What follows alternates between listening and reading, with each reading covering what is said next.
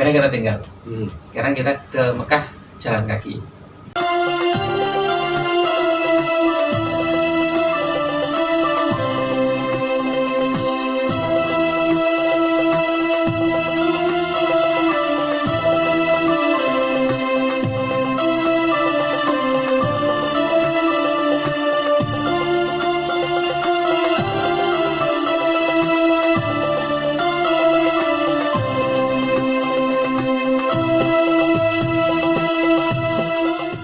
Saat itu terus dia tanya cara harus visa bagaimana, saya sampaikan untuk negara ini bebas, ini perlu visa. Beliau udah jelas dengan keterangan saya jarak tempuh sama visa. Oke, kalau gitu aku udah percaya dengan teorimu, tinggal prakteknya nanti saya percayakan kepada kamu. Jadi lepas saya lepas itu bukan sekedar dilepas, tapi kemudian beliau juga ngasih uang saku ceritanya. Allah Akbar. Saya nggak minta pada waktu itu, saya pingin tanya gitu aja gitu. Dikasih saku, data transfer gitu kan buat perjalanan kamu gitu kan. Lebih dari cukup juga. Dari kekhawatiran tadi ternyata malah dilebihkan. Target saya yang dan malah lebih. Artinya yang 2 juta tadi yang monetisasi itu ternyata ya itu cair juga, ya ditambah juga. Tadi sebelum sampai visa, ini tentang dokumen, perlengkapan dokumen. Berarti di Jakarta itu sudah komplit semua? Sudah komplit semua gitu. Jalan-jalan yang akan ditempuh, negara mapping tadi istilahnya sudah tergambar semua. Sudah ada. Itu perkiraan jenengan waktu kemarin itu katakanlah tanggal 7 bulan 7 start dari Malang itu sampai perkiraan musim haji begitu ya. Nah, itu perkiraan itu sampai pada waktu malah start saya kalau sampai Mekah bukan bulan 7-nya. Saya start dari Jakarta, pada saat itu saya hitungnya itu sekitar akhir Agustus, karena saya keluar dari Jakarta tanggal 3 September itu baru keluar. Itu ternyata dengan jarak tempuh setiap hari rata-rata sekitar 30-40 kilo itu baru nyampe Mekah sekitar bulan April. Ternyata sesuai juga dengan bulan April saya nyampe. Berarti 7722. 7722 sampai Mekah ternyata 19 April 2023. Sebelum sampai ke cerita sampai di Mekah, ini ada pertanyaan.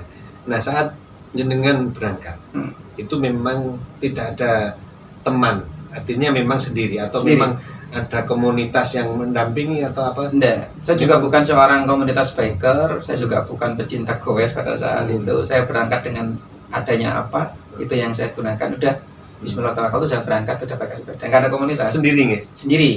Makanya tagline-nya pada saat itu kan goes ke Mekah sendiri bersamanya. N-nya bersamanya. Iya. Bersama Allah. Iya, waktu itu N-nya saya bikin besar, sendiri bersamanya. Tagline-nya pada seperti itu.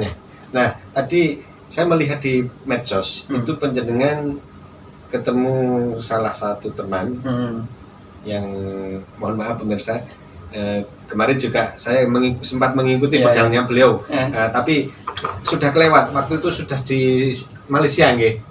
Saya sih itu jenengan sama Mas Rosid itu ya. Nah, ini pemirsa, saya juga pernah dalam perjalanan beliau waktu berangkat itu, tapi sudah di Malaysia.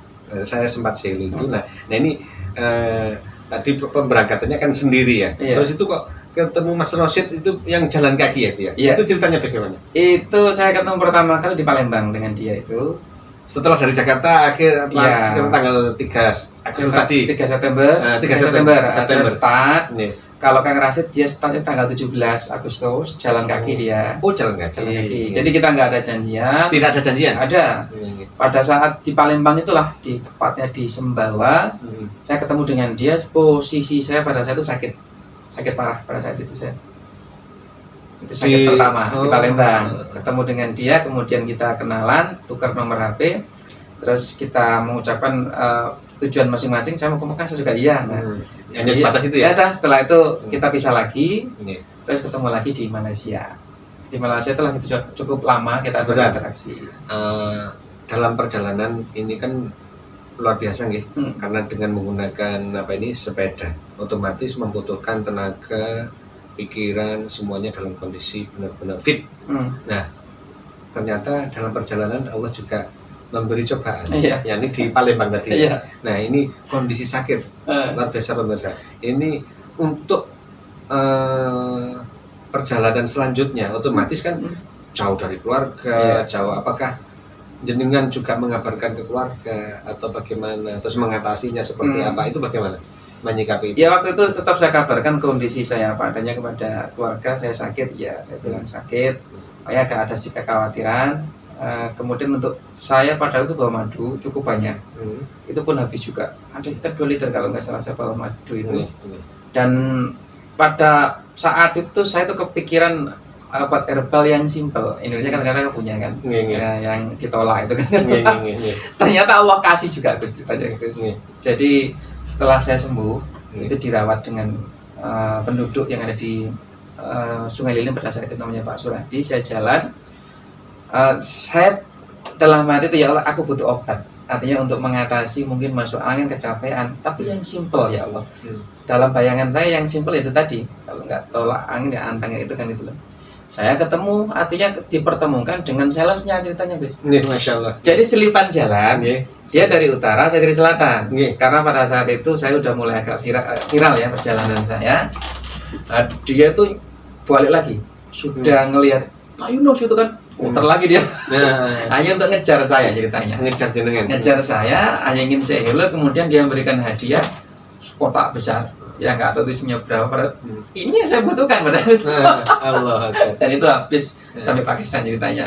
2 obat itulah ya salah satu yang saya pikir simple, herbal, dan memang cukup mujarab untuk capek-capek sampai pada saat itu. Itu salah satu mengatasinya. Artinya waktu penjenengan kondisi perjalanan, pemirsa kan pasti ada mulus tidak mulus. Ternyata di situ ada ketidakmulusan, yang ini sama Allah diberi cobaan berupa sakit, tapi ternyata tidak menurunkan semangatnya, justru semakin minta kepada Allah. Ini kembali lagi dari awal sudah disandarkan kepada Allah, dan ini minta obatnya lucu saudara.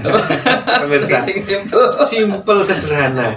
Ya Allah, dalam hati seperti itu minta kepada Allah, ternyata dikasih sama Allah. Bahkan dikejar ya. Itulah termasuk rezeki. Kan gitu konsep rezeki ya. Nah, kalau rezeki sudah saatnya datang, maka rezeki itu akan mengejar kita. Nah, itu ternyata alhamdulillah tidak, perjalanan itu justru tidak semakin surut, tapi justru semakin menguatkan. Dan sama Allah diberi jalan keluar, jalan keluar, seperti yang dimaksud dengan simple, sederhana, bisa mengantarkan atas izin Allah sebagai obat. Terus selanjutnya pun perjalanan sampai di mana ini? Keluar di Indonesia melalui mana ini? Saya Dumai, Malaka. Karena pada saat itu sempat juga mau masuk Jambi, karena musyawarah awal kita dengan di Jakarta itu lewat Dumai. Ya sudah, saya putuskan untuk tidak belok kanan tapi lurus ke Dumai. Ya sebenarnya pada saat itu berat, medannya memang luar biasa untuk lintas timur Sumatera pada saat itu memang. Sepedanya? Iya. Kan naik turun Gus, tanjakannya luar biasa. Sudah sebelum sampai ke Dumai, itu kan melewati naik turun dan hutan. Lah itu non saya gak wedi kan gitu ya. Nek zaman biyen kan ada cerita lodruk gitu ya. Iku perjalanan iku enek begal dan sebagainya. Mohon maaf ini kan ceritanya kan nek nang desa kan eling ojo liwat sing alas atau angker-angker. Lah itu melewati seperti itu nggak ada kekhawatiran atau apa? Adalah. Atau mungkin binatang buas dan sebagainya. Kalau khawatir ada. Cuma sekali lagi, makanya saya berjalannya siang, tidak malam hari. Saya selalu selawat, memang selawat Jibril itu. Bahkan di lintas timur itu saya ketemu dengan preman yang suka minta uang ke itu kan, yang supir-supir itu kan. Malah dia ngasih saya uang ceritanya. Balik kan. Biasanya dia minta uang. Sekarang malah ngasih uang dan ngasih minuman juga ke saya, ngasih makanan ke saya. Ya. Jadi dia juga udah mantau di medsos itu, dia mantau. Kemudian kita tunggu, kita portal beliau, nanti kita minta doa juga gitu. Amin Allah. Dia minta doa, artinya ya doa, meskipun saya juga nakal, doakan saya Ustadz itu kan gitu loh. Itu setelah bilang seperti itu, mereka foto, selfie, ngasih saya makanan, ngasih saya minuman, bahkan juga ngasih uang. Mudah-mudahan yang ketemu jenengan itu sama Allah benar-benar diberi hidayah. Amin. Sehingga nanti yang tanda kutip tadi mohon maaf, diganti dengan hidayah yang luar biasa, kembali kepada jalan yang Allah SWT. Pada dasarnya dia kan artinya minta apa ya? Kebaikan kan itulah. Meskipun pekerjaan seperti itu kan di sisi lain masih ada lah sisi norma manusianya, dia juga pengen baik gitu lah. Mungkin belum ketemu kerjaan yang bagus kan itu. Ini perjalanan tapi membawa hikmah yang luar biasa. Berdakwah yang luar biasa. Nek coro Neomai Rama Soneta itu begadang, tapi begadang yang perjalanan yang luar biasa ya. Nah tadi ini luar biasa. Kembali ke nanti sampai perjalanan itu sampai Dumai. Iya. Bagaimana terus? Di Dumai Masya Allah ternyata sambutan masyarakat pada saat itu sama followers itu udah luar biasa. Maka saya tidak ingin mengecewakan. Kalau saya nyebrang lewat Jambi otomatis kan Dumai menunggu dengan. Nah di Dumai itu sebelum masuk Dumai ke Pekanbaru saya ketemu Ustaz Somad. Nah itu saya syukur sekali kan ketemu beliau. Artinya saya hanya ingin minta doa saja kepada beliau, tapi ternyata bukan sekedar doa yang beliau berikan kepada saya. Beliau juga memberikan support, ya berupa finansial kan itulah. Itu saya lebih kaget lagi pada saat itu. Saya semakin yakin, saya pasti nyampe. Ya, karena saya juga diberi doa, saya juga diberi bekal. Nyebrang ke Malaysia dari Dumai itu juga sudah mulai banyak teman-teman yang ngawal. Bahkan pada saat saya masuk pelabuhan saya sudah nggak megang sepeda saya. Semuanya berebut. Biar saya Ustaz. Sepeda itu dan barang saya itu udah dipegang sama ABK dan kawan-kawan yang ngantar sampai di kapal. Sampai di kapal pun saya nggak sempat pegang sepeda karena kawan-kawan itu berebut ingin ya khidmat sesaat lah. Semoga meskipun sekedar ngangkat sepeda, mereka berharap juga muka-muka gue juga itu undang haji kayak pergerakan mereka. Itulah masuk Malaysia, saya termasuk itu pertama kali saya keluar negeri. Pertama kali karena setelah sekian tahun ya antara percaya dan tidak itulah.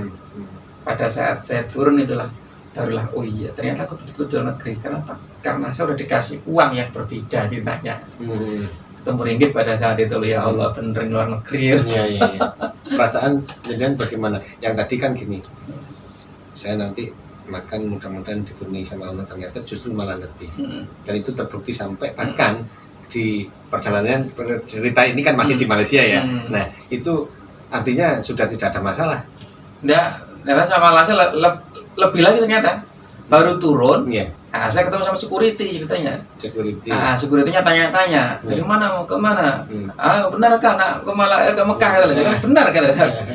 Keluar dari imigrasi dari pelabuhan ketemu kepala keamanan namanya Pak Jamal pada saat itu saya masih ingat. Beliau ngasih uang saya 20 ringgit. Itu saya senang ya bukan main, ya Allah. Ringgit ini yang selama. Iya. Pak Jamal. Iya, namanya Pak Jamal. sampai ingat ya kenangan itu. Mungkin Pak Jamal yang ada di Malaysia. Apa kabar? Gimana? Baik ya. Security. Ini Ustadz Yunus ada berada di Indonesia bersama kami dengan Tebu dengan MDG Podcast. Ini menyampaikan juga terima kasih. Ya, ini ringgit yang pertama ini ya. Mohon maaf ini sekitar buat beli air kan. Wah, ini 20 ringgit ada itu kalau rupiah berapa itu ya? Ya sekitar 60.000 mungkin. 60.000. Sangat berharga ya? Sangat. Kan air murah di sana itu kan sekitar berapa 2 ringgit kalau nggak salah kan ya. Itulah kemudian saya jalan, saya merasa menikmati atmosfer negeri yang berbeda ya. Awalnya di Indonesia, sekarang di Malaysia. Saya cuma terbayang, ya Allah inilah negeri yang selama ini diidamkan oleh saudara-saudara kita di Indonesia. Termasuk kakak saya kan juga di sana. Itulah sudah sepedanya terus, kemudian saya berhenti di sebuah masjid. Nah di situ kemudian saya pamitan sama takmirnya, mereka juga kaget. Wah disitulah setiap kali saya berhenti di musala atau di masjid selalu diumumkan kepada jemaah di Malaysia itu. Ini sekarang kita kehadiran tamu mulia ini, tamunya Allah nak ke Mekah. Berilah kita berbagi sedekah sedikit, berbagi sedikit sama saudara kita ini namanya Yunus Abdurrahman dari Indonesia. Mas itu semua di luar perkiraan saya. Artinya uang yang tadi yang saku dengan masih ada, sekarang Allah tambah lagi. Tambah lagi. Nah itu dari Malaka sampai Kuala Lumpur. Itu berlaku hal yang sama seperti itu, Gus. Sampai Kuala Lumpur. Terus di situ Kuala Lumpur perjalanannya ketemu dengan Mas Rasid ya? Ya, karena saya janjian dengan dia kan butuh minta dibantu lah untuk pengurusan visa nanti. Karena dia ngakui, mohon maaf Mas, kalau untuk pengajuan ini saya nggak bisa nanti bantu ya. Oke. Udah, kemudian kita ketemu, saya bantu dia untuk ngurus visa Bangladesh. Pada saat itu sudah bisa tinggal perjalanan dengan melanjutkan perjalanan setelah kemudiannya setelah 1 minggu ya, 1 minggu berinteraksi dengan dia di Kuala Lumpur, saya naik sepeda, dia jalan kaki. kemudian saya meneruskan perjalanannya iya masing-masing. masing-masing ya, sesuai dengan niat masing-masing. Sampai Pineng saya sakit lagi, sakit yang kedua. Karena alhamdulillah masih ada persiapan tadi itu, saya gentur dengan obat tadi itu, jadi nggak separah pada yang pertama itu. Di situ kemudian banyak netizen yang komentar, mending Kang Rasid itu belikan sepeda, Ya akhirnya dari situ karena banyak orang Malaysia berbagi sama saya, maka kemudian saya telepon dia, Kang, ini hadiah nih loh, mau nggak sepeda dari Malaysia? Ayo bareng sama saya, kan kita sama-sama mau ke Mekah ini gitu loh. Kalau itu hadiah oke lah. Ya sejak itulah saya bareng dengan Kang Rasid. Mas Rasid sepeda. Oh, berarti ketemu lagi kan tadi kan bisa di Kuala Lumpur selama seminggu ya. Terus akhirnya pas perjalanan di Penang itu sakit. Saya telepon dia. Saya tunggu di sini kan tuh loh. Dia gitu. jalan akhirnya saya nunggu sekitar 2 hari lah. Gitu. Nunggu dia jalan kan soalnya kan.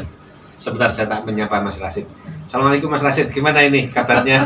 Ya, ini saya alhamdulillah bersama Ustadz Yunus waktu perjalanan itu. Monggo diminum dulu kopinya sambil ini. Ya, kapan hari juga mengikuti, kami juga mengikuti. Nah, ini mungkin suatu ketika Mas Rasid kalau mampir ke Jawa Timur, mohon kiranya mampir ke Jombang ya, mungkin ke Tebuireng MDG Podcast juga menyapa pemirsa semuanya. Sehat selalu ya Mas Rasid ya.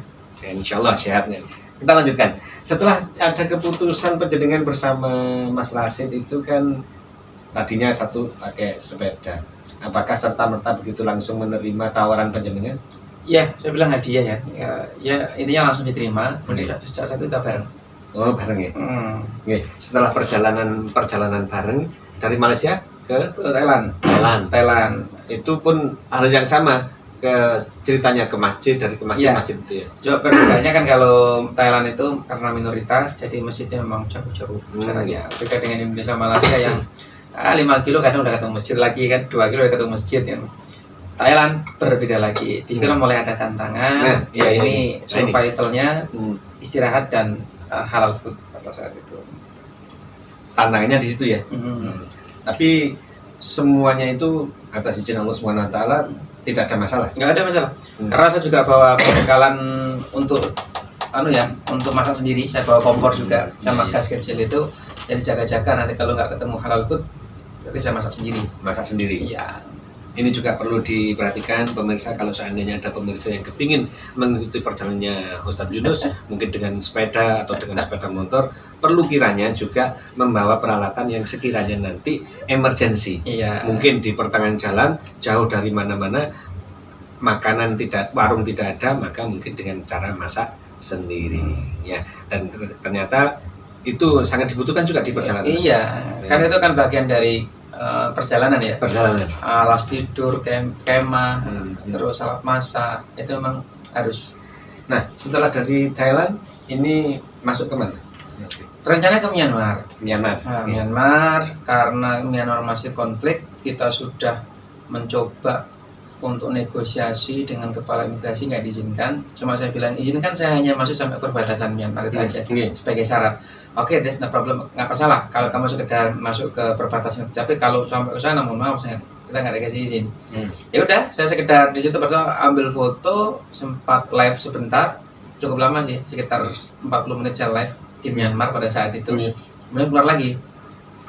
Iya. Nggak melewati. Enggak. Ini permasalahannya ada? Karena ada konflik kan di jadi perang saudara di dalam itu, maka sementara tidak bisa menerima tamu dari luar, wisatawan asing. Saya balik lagi. Dari keluar lagi Myanmar kembali ke Bangkok. Ini jauh ya? Ya lumayan, 400 kilo guys. Allah, balik lagi pemirsa. Terus kemana setelah? Dari Bangkok kemudian karena kita nggak bisa masuk Myanmar, tujuan kita Bangladesh, maka kita putuskan terbang pakai pesawat. Karena Cina masih tutup ceritanya, belum bisa dilewati. Ya karena udah ditutup itu kan, nggak ada alternatif lain lagi nih. Satu-satunya jalan ya terbang tadi, makanya kita terbang ke Bangladesh. Dari Bangkok ke Bangladesh. Setelah di Bangladesh pun tidak ada masalah, Ustaz? Alhamdulillah Bangladesh itu fine ya, karena mayoritas Muslim maka di situ sudah nggak ada masalah lagi.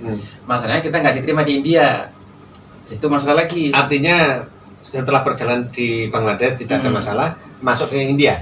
Iya. Ini ada harusnya masalah. kan India. Ah. Pada waktu masih ada konflik Indo-Muslim, maka mereka tidak mengizinkan saya untuk masuk. Apalagi ketika saya bilang saya mau haji.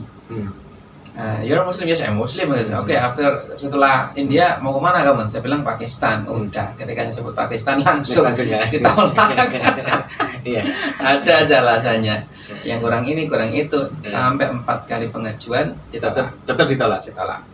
Solusinya Terbang lagi akhirnya. terbang lagi, menghindari dia. Iya, sebenarnya nggak pengen menghindar ya, tapi karena nggak bisa masuk, udah nggak bisa kemana-mana, ya udah akhirnya ke Pakistan. Ke Pakistan.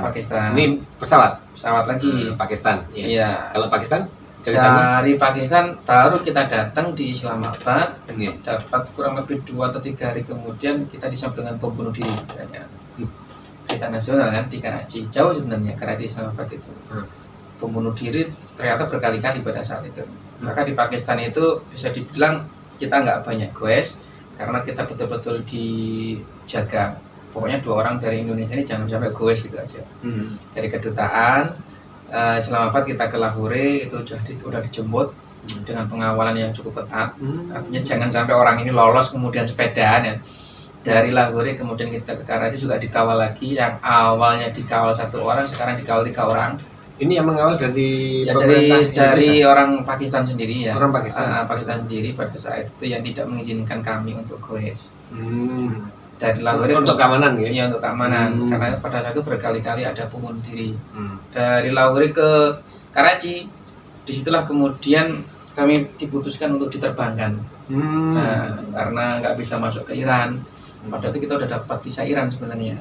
Cuma nggak boleh masuk. Kita ngomel pada saat itu nggak diizinkan juga. Tahu malah diberikan tiket Dari Karachi? dari Karachi ke Oman. Ditawari mau Karachi Jeddah atau gimana, langsung saya bilang enggak, kita mau ke Oman aja dulu. Ya sudah. Karena perkiraan waktu masih juga belum waktunya. Belum waktunya kan, masih jauh kan. Iya. Pada waktu itu saya sudah Karachi itu sudah Ramadan ceritanya. Ramadan. Sudah masuk Ramadan. Karachi. Di awal Ramadan di awal mungkin Ramadan, ya. iya. Di Karachi itu awal Ramadan. Oke. Saya diterbangkan ke Oman itu dengan posisi agak mepet waktunya. Hari Jumat sampai Karachi banyak toko tutup sehingga kami nggak sempat untuk packing sepeda. Hari Sabtu kami berangkat naik pesawat. Sepeda sedangkan belum di packing. Karena di packing, kalau pesawat kan di packing, kalau nggak boleh. Yaudah kita tinggal akhirnya di Karachi dengan rencana nanti dikirim ke Oman. Pakai kargo lah. Karena saya tanya-tanya biaya pengiriman sekitar $200. Murah lah saya pikir, kalau $200 masih oke. Tapi faktanya sampai Oman ternyata bukan 200, $2.200,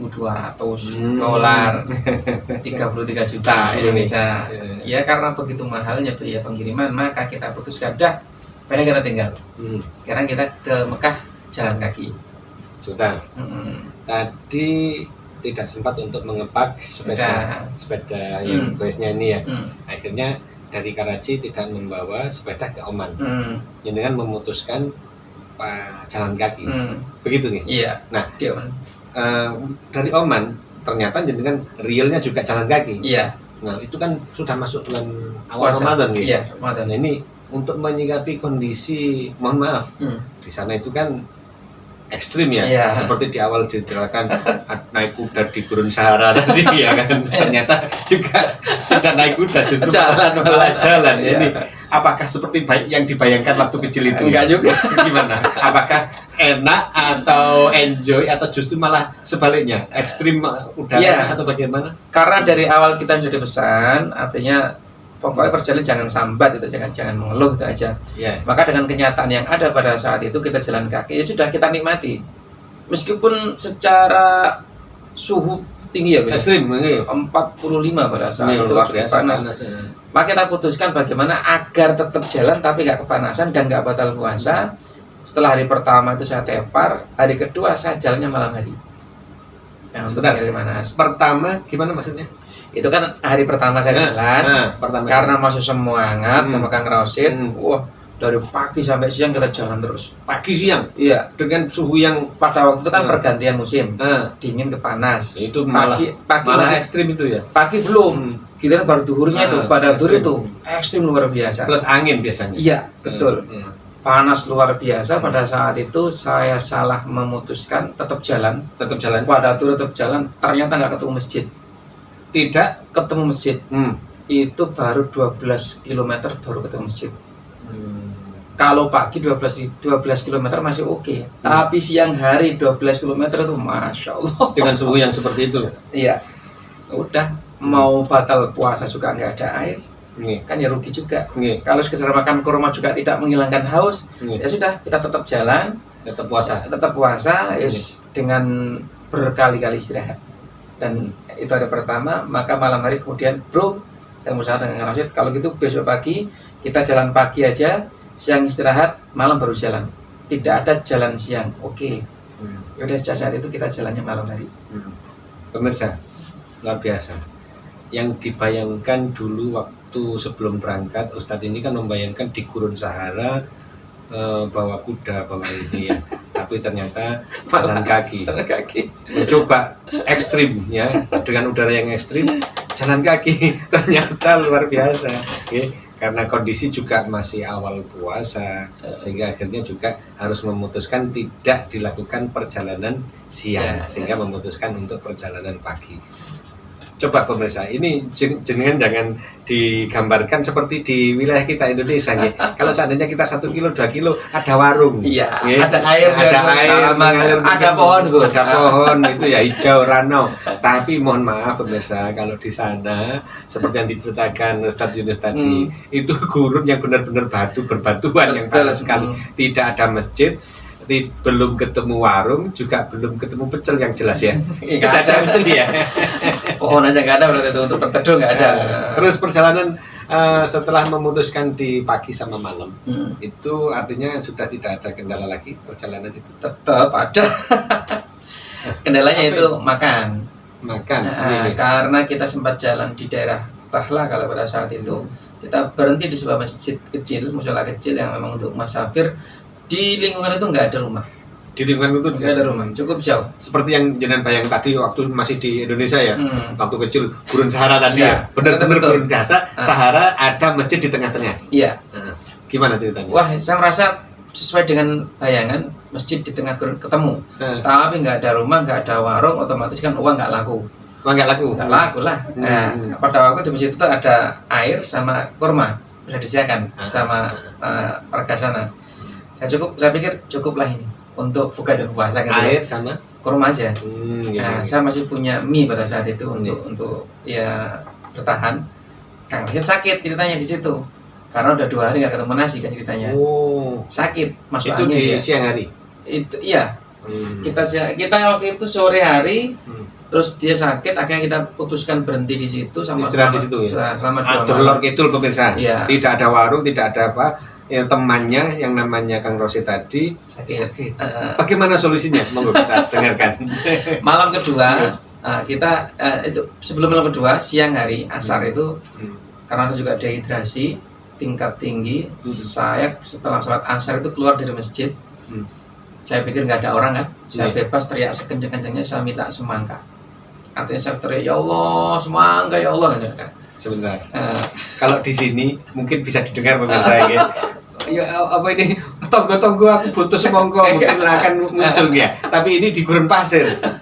Yang datang tapi kepada Allah loh ini ya. Kepada Allah. Saya cuma teriak lepas saja lah. Artinya dalam akal saya nggak mungkin. Wong ini di padang pasir kok dari mana semangka datang kan gitu kan. Kan di situ tidak ada semangka. Saya pikir juga nggak ada orang, udahlah saya bebas teriak apa kata hati saya. Dah habis isya setelah sholat tarawih ternyata ada musafir berhenti. Dia bawa mobil mewah. Tapi mohon maaf, tadi masjid itu kan musim apa ini puasa ya, Ramadan, tarawih malam. Itu ada nggak jamaah di situ? Nggak ada orang. Nggak ada orang ya? Itu masjid musafir. Saya persinggahan. Iya. Nggak ada orang. Tapi yang tarawih jenengan sama Kang Rosyid aja pada saat itu. Nah, setelah saya tarawih ada orang mampir. Dia sholat. Sholat. Setelah sholat dia melihat ada bendera Indonesia dan macam-macam negara yang telah kita lewati. Tanya dari mana mau kemana.